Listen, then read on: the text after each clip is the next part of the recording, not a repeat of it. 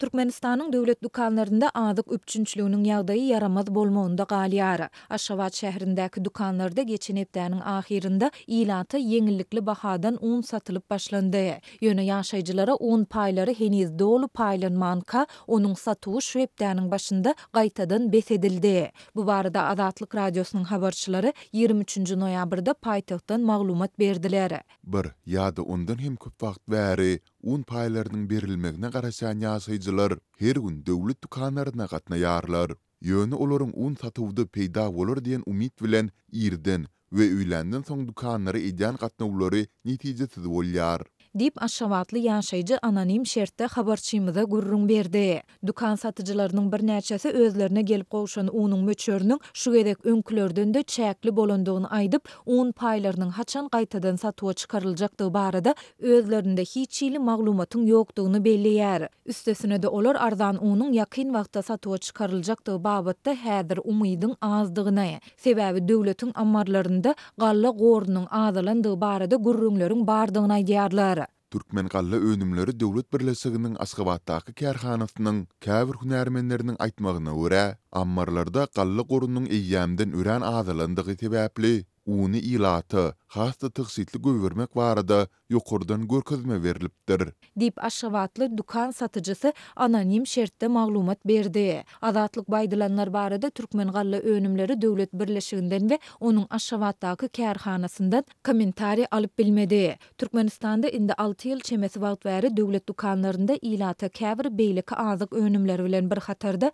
aýda bir gezek 5 kilogram un paýlanýar. Bu unyň 1 kilogramy 1 manat 40 teňe bolup, hususiýetçilerde 1 kilogram unyň bahasy 10 manatdan başlanýar. Ýurtda dowam edýän ýeti ykdysady kynçylyklaryň, giň ýaýran işsizligiň, haritlaryň we hyzmatlaryň ýygy-ýygydan gymmatlamagynyň arasynda köp hojalyk ýeňillikli azyk paýlaryna garaşly galýar. Ýöne döwlet dukanlarynda azyk önümleriniň şol sanda un we çörek üpçünçligi indi 6 ýyl çemesi wagt bäri yaramaz bolup, bu ýagdaý soňky 2 ýyla goly wagtyň dowamynda, hususanda soňky aýlarda hasta ýitileşdi.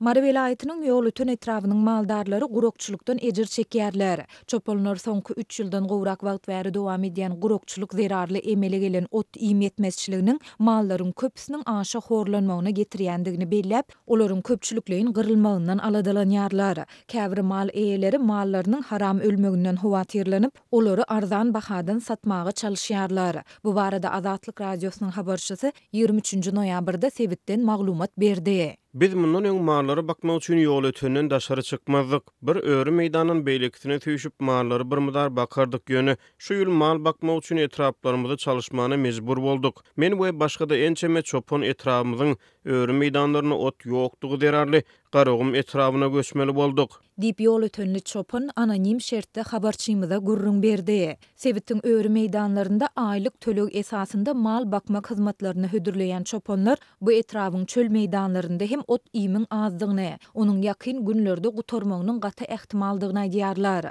Ot iýmiň azlygy sebäpli mallar hor gölejiklerini emdirmek üçin hem süýt ýygnap bilmeýärler diýip çopon bellidi. Çoponlar çöl meýdanlarynda gurokçulugyň güýçlenýän mahaly bazarlarda ot iýmiň öňküler ýaly tapdyrmaýandygyny hem aýdýarlar. Mekkejubunyň otunu ödüp bir tirkegini 400 manatdan satýarlar. Köp çopon başga çykalga tapman şonu satyn almaly bolýar. Ýöne onu mallar iýmeýärler, gaty görýärler.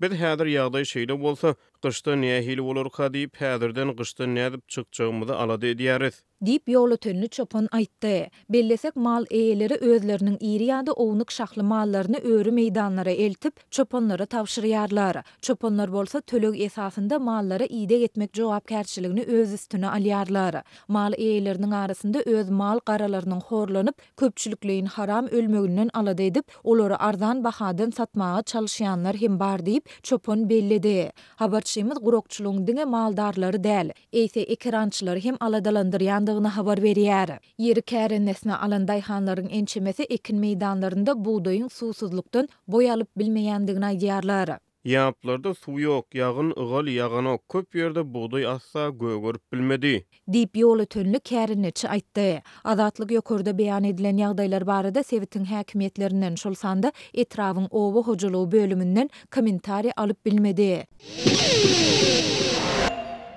Rus güýçleri Ukrainanyň gün ortasyndaky Dnipropetrovsk, Kherson sewitleriniň raýat infrastrukturasyny nişana alyp ziýan ýetirdiler diýip sewdi resmiýleri 23-nji noýabrda Ukrainanyň ýetip gelen gyşda energiýa deskalaryna edilen hüjümleriň has güýçlenmek ähtimallygyny görülýän taýýarlygyň arasyny aýtdylar. Dnipropetrovsk sewitinde öten akşam Kryvyi Rih we Nikopol şäherlerine şeýledi. Bu şäherleriň tögeregine hüjüm edildi diýip sewit häkimi Serhiy Lysak 23-nji noýabrda aýtdy.